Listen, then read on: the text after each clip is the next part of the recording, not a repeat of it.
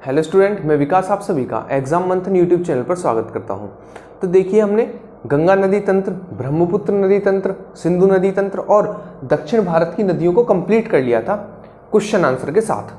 हमारा एक टॉपिक बचा था, वो बचा था बंगाल की खाड़ी में जल गिराने वाली जो नदियां हैं उनके ऊपर क्वेश्चन करना, क्योंकि हम हर एक टॉपिक के ऊपर क्वेश्चन कर रहे हैं और ऐसे ही आगे आने वाले टाइम में करते रहेंगे।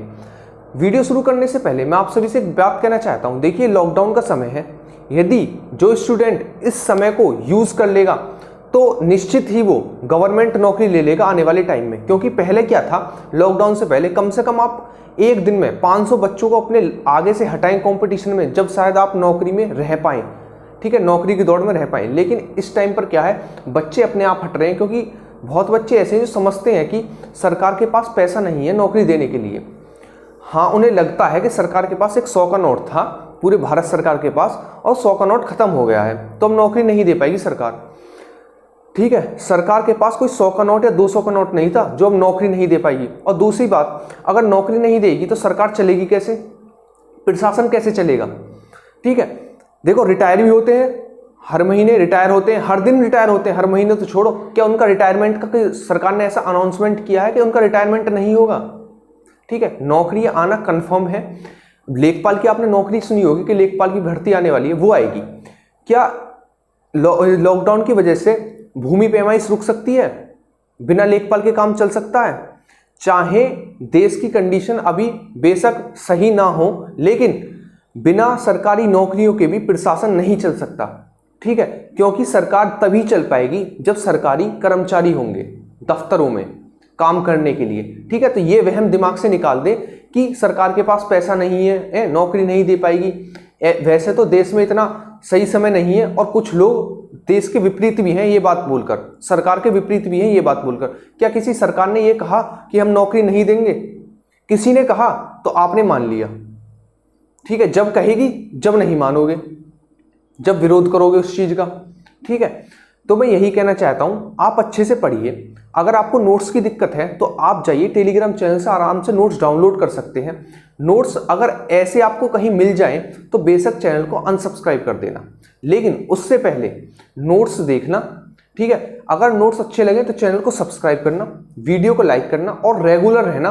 रोज चैनल पर रोज वीडियो देखनी है आपको। लॉकडाउन हटे तब तक कम से कम आप अपने 1-2 सब्जेक्ट कवर कर लिए हों।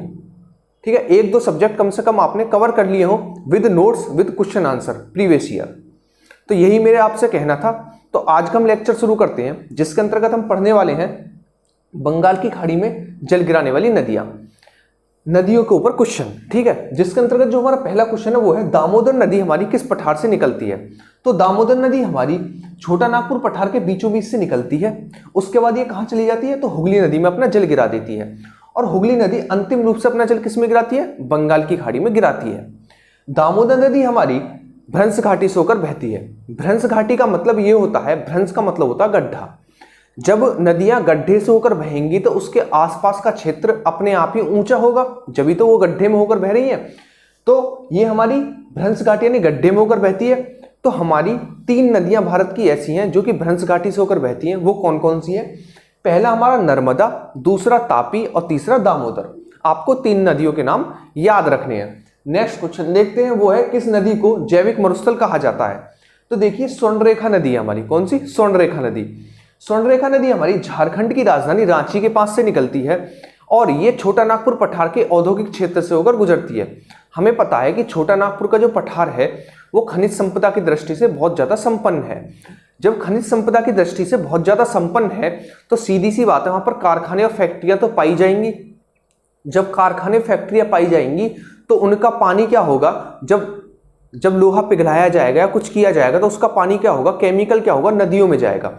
और नदी भी कौन सी है? वो स्वर्णरेखा नदी है। जब उन नदियों में जाता है, यदि स्वर्णरेखा नदी में जाता है तो उसके अंदर जो जीव जंतु व वनस्पतियां वो समाप्त हो गई हैं, तो इसीलिए कहा जाता है स्वर्णरेखा नदी को जैविक मरुस्थल। जैविक मरुस्थल का मतलब है जीव जंतु व वनस्पतियों का मरा हुआ स्थल, यानी जहां पर जीव जंतु व वनस्पति नहीं पाई जाती हो। ठीक है, एक और चीज आपको याद रखनी है, जो जमशेदपुर है, एक शहर है जमशेदपुर, हमारा किस नदी के तट पर स्थित है? तो आपका आंसर होगा स्वर्णरेखा नदी। नेक्स्ट हम देखते हैं ब्राह्मणी नदी।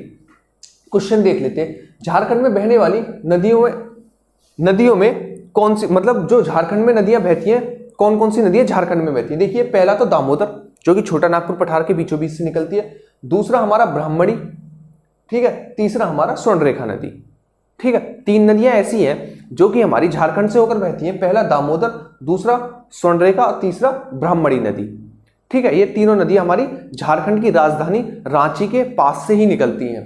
नेक्स्ट क्वेश्चन है वो है महानदी का उद्गम कहां से होता है? देखिए, महानदी है, ये है हमारी महानदी नदी, ठीक है।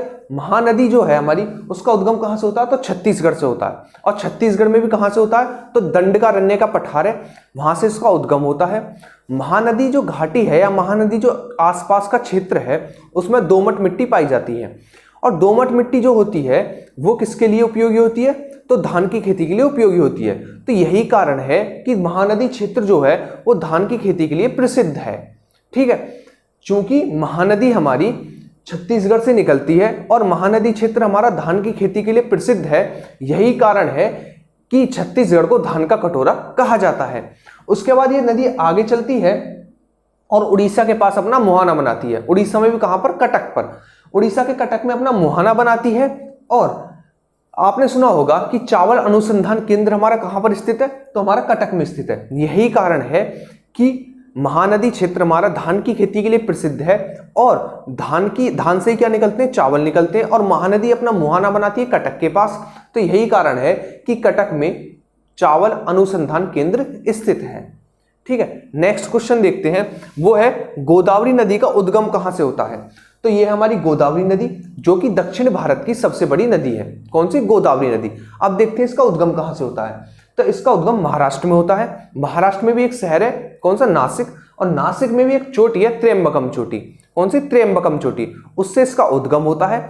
उसके बाद ये भारत के 3 राज्यों से होकर गुजरती है। पहला जहां पर उद्गम हुआ, कौन सा? महाराष्ट्र।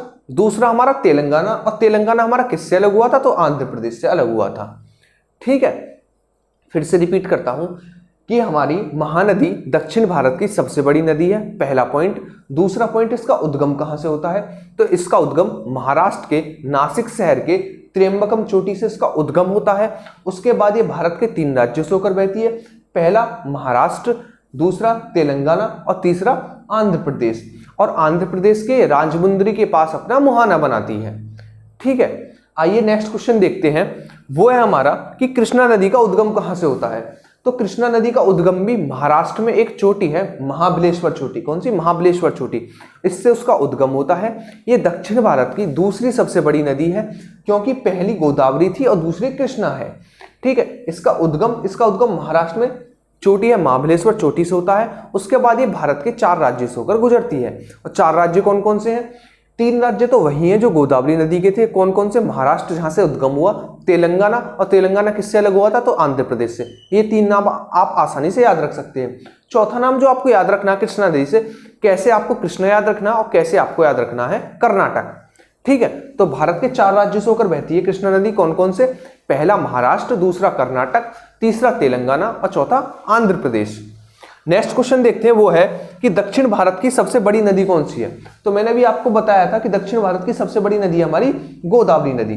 कौन सी? गोदावरी नदी। और दक्षिण भारत की दूसरी सबसे बड़ी नदी कौन सी है? तो वह है कृष्णा नदी। और दक्षिण भारत की तीसरी सबसे बड़ी नदी कौन सी है? तो वो हमारी यहां पर बहती है, अरब सागर में अपना जल गिराती है। कौन सी? नर्मदा नदी, जो कि अरब सागर में जल गिराने वाली सबसे बड़ी नदी है और पूरे दक्षिण भारत की तीसरी सबसे बड़ी नदी है। कौन सी? नर्मदा नदी। नेक्स्ट क्वेश्चन देखते हैं, वो है कावेरी नदी का उद्गम कहां से होता है? तो हमारी यह है कावेरी नदी, जिसका उद्गम होता है कर्नाटक में। कर्नाटक भी किस चोटी से? तो आपका आंसर होगा ब्रह्मगिरी, ठीक है ना। ब्रह्मगिरी की पहाड़ी से इसका उद्गम होता है, किसका? कावेरी नदी का। उसके बाद ये भारत के 2 राज्यों से होकर बहती है, कर्नाटक और तमिलनाडु। कर्नाटक और तमिलनाडु। लेकिन कावेरी नदी जल विवाद हमारा 4 राज्यों में है। इसका कारण यह है कि जो कावेरी की जो सहायक नदियां हैं वो 4 राज्यों में फैली हुई हैं। कौन कौन से 4 राज्य? केरल, कर्नाटक, ठीक है, केरल, कर्नाटक और तमिलनाडु और आंध्र प्रदेश। 4 राज्य हैं, केरल, कर्नाटक, तमिलनाडु और आंध्र प्रदेश। इन 4 राज्यों में होकर कावेरी नदी की सहायक नदियां बहती है। यही कारण है कि कावेरी नदी जल विवाद भी हमारा 4 राज्यों में है। कौन कौन से? केरल, कर्नाटक, तमिलनाडु और आंध्र प्रदेश में। आइए नेक्स्ट क्वेश्चन देखते हैं, वो है कि वैगई नदी का उद्गम कहां से होता है। तो आप आसानी से याद रख सकते हैं वैगई और वरुसनाग पहाड़ी, ठीक है ना, वैसे वैगई और वैसे वरुसनाग पहाड़ी। तो वैगई नदी का उद्गम हमारा वरुसनाग पहाड़ी से होता है और वरुसनाग पहाड़ी हमारी तमिलनाडु में पड़ती है, ठीक है। एक शहर आपको याद रखना है, कौन सा, मदुरई। जो हमारा एक मदुरई शहर है तमिलनाडु का, जो कि प्रसिद्ध शहर है, वो किस नदी के तट पर स्थित है, तो आपका आंसर होगा वैगई नदी के तट पर स्थित है। और वैगई नदी का उद्गम कहां से होता है, तो वैगई नदी का उद्गम होता है वरुसनाग पहाड़ी से। कहां से, वरुसनाग पहाड़ी से, जो कि तमिलनाडु में पड़ती है। नेक्स्ट क्वेश्चन देखते हैं, वो है कृष्णा नदी कितने राज्यों से होकर बहती है। तो कृष्णा नदी हमारी 4 राज्यों से होकर बहती है। पहला जहां से उद्गम हुआ महाराष्ट्र, दूसरा कैसे कर्नाटक, और कैसे कृष्णा कर्नाटक, तीसरा हमारा तेलंगाना, और तेलंगाना किससे अलग हुआ था, तो आंध्र प्रदेश से अलग हुआ था। तो 4 राज्य आपको याद रखने हैं, पहला महाराष्ट्र, दूसरा कर्नाटक, तीसरा हमारा तेलंगाना और चौथा आंध्र प्रदेश। और ये दक्षिण भारत की दूसरी सबसे बड़ी नदी है, ठीक है ना। और सबसे बड़ी नदी पहले पे कौन सी है, तो वो है गोदावरी, और तीसरे पे कौन सी है, वो है नर्मदा। 3 नदियां आपको याद रखनी है सीक्वेंस में। नेक्स्ट क्वेश्चन है, वो है दक्षिण भारत की गंगा किसे कहा जाता है। देखिए दक्षिण भारत की गंगा जो है वो है कावेरी नदी। दक्षिण भारत की गंगा जो है वो है कावेरी नदी। कावेरी नदी को दक्षिण भारत की गंगा कहा जाता है, जबकि गोदावरी नदी को बूढ़ी गंगा कहा जाता है। आप इसे आसानी से याद रख सकते हैं कि आप बूढ़े लोगों को ही गोदी में ले सकते हैं, यानी बूढ़ी गंगा गोदी में गोदावरी, ठीक है ना, बूढ़ी गंगा गोदावरी, और दक्षिण भारत की गंगा कावेरी नदी को कहा जाता है। तो ये थे हमारे आज के क्वेश्चन, ठीक है, ये थे हमारे आज के क्वेश्चन। हमने नदियों को कंप्लीट कर लिया है with question answer test. Question answer test वो प्रीवियस ईयर क्वेश्चन किए हैं जो एग्जामों में पूछे गए हैं, और कुछ एक्स्ट्रा भी ऐड किए हुए हैं जो कि एग्जाम में पूछे जा सकते हैं। देखिए जो बोर्ड पर क्वेश्चन लिख रहे हैं उनके साथ साथ मैं कुछ ऐड कर अपने टेलीग्राम चैनल पर डालता रहूंगा, तो आप टेलीग्राम चैनल पर चले जाएं। कुछ बच्चे व्हाट्सएप ग्रुपों में पढ़े हैं और वहां पर नोट्स मांगते रहते हैं, वीडियो नहीं देखते हैं, वो नोट्स मांगते हैं और मांगते ही रहेंगे। और मैं एक बात बता रहा हूं, नोट्स मांगने से अगर पढ़ाई हो जाती ना तो ये ऑनलाइन क्लासें नहीं चल रही होती। अच्छे से वो नोट्स लेते रहें और इसी प्रकार इकट्ठे करते रहें। जब उनके पास 1100-1200 पीडीएफ हो जाएंगी ना मेरी, जब उन्हें पता पड़ेगा कि उन्हें पढ़ें कैसे, जब इन वीडियो को सर्च मारना, जब आप परेशान होना एग्जाम टाइम में। इसीलिए अभी कह रहा हूं, जो बच्चे पीडीएफ के चक्कर में भाग रहे हैं ना, उन्हें बहुत ज्यादा प्रॉब्लम उठानी पड़ सकती है एग्जाम टाइम में। इसीलिए अभी से जो पीडीएफ मैं सेंड कर रहा हूं उसकी 10 मिनट में वीडियो देख लीजिए। वीडियो देखने में कितना टाइम जा रहा है, पीडीएफ है आपके पास, खोलिए और वीडियो देखिए। बिल्कुल आराम में ही करना चाहते हो क्या सब कुछ तो करना पड़ेगा ना। अगर सरकारी नौकरी लेनी है तो कुछ तो करना पड़ेगा, थोड़ी बहुत मेहनत तो करनी पड़ेगी। नोट्स प्रॉपर आपको मिल चुके हैं, वीडियो मिल रही है, उसे खोल के देखना ही तो है।